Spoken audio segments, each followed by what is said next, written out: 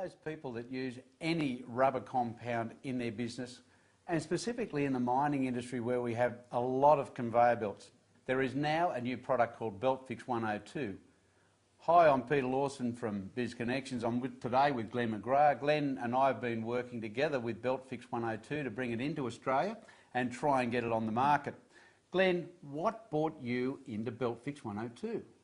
Well, I first came across Beltfix 102 in October 2010. One of my good mates, his father designed the product quite a few years ago, and I like the simplicity of it. You know, it's a one-part product, it cures quickly, gets a belt up and running again. So it's not complicated, it's simple, it gets everything moving, and that's sort of what drew me to it in the first place. And Glenn, Beltfix itself, where does it actually come from, the 102 product? Well, the head office is in Vancouver, in Canada, so North America. So we're manufactured over in North America, and at the moment we send it over here to Australia, but maybe in the future we can also manufacture it here. Oh, so you're considering doing some manufacturing in Australia with the product? Well, potentially moving forward, yes. Glenn, tell me just two things that differentiate Beltfix 102. It's a rubber compound. What differentiates it from products that are currently being used in the mining industry to repair conveyor belts? Yeah, well, the two main things I guess you could say is it's a one-part product. So there's a lot of repair products out there that are two-part polyurethane. Beltfix 102 is a one-part product, and it's also the big, I think, selling point, or the big thing about Beltfix 102 is it cures inside 30 minutes. So minimises downtime massively. And Glenn, when we look at the mining industry, they're always asking questions, and they have in the last 15 months, about the shelf life of the product. Now, what is the shelf life of Beltfix 102? Well, Beltfix 102 has an indefinite shelf life, so it's great for remote areas around the world. That's one of the big important things, so indefinite shelf life. Fantastic. And Glenn, in relation to the application of Beltfix, is there any special training required? Well, there's minimal training required. There's no special tools required. The fact that I'm getting out there doing the demonstration shows how easy it is to apply.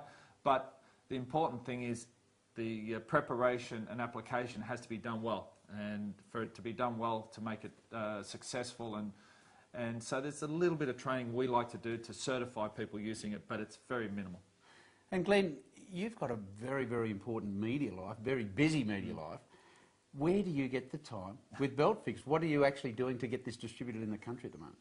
Yeah, well, that's one of the big issues that I've found, is that I'm very time poor. I'd love to spend 24/7 on this. I've enjoyed getting out to the mining industry, so it hasn't quite worked out that way because I have so much on. So we've tracked down a company called Imatech.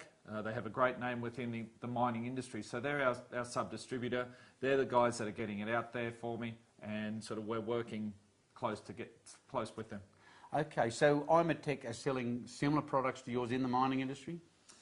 They have no other conveyor belt repair products, so this is the only one they use. They do have other things that they sell within the mining industry, but this is the only one they have for conveyor belt repairs. And Glenn, we've talked just about mining industry. I'm sure there's many, many, many more applications for Beltfix in rubber compound repair.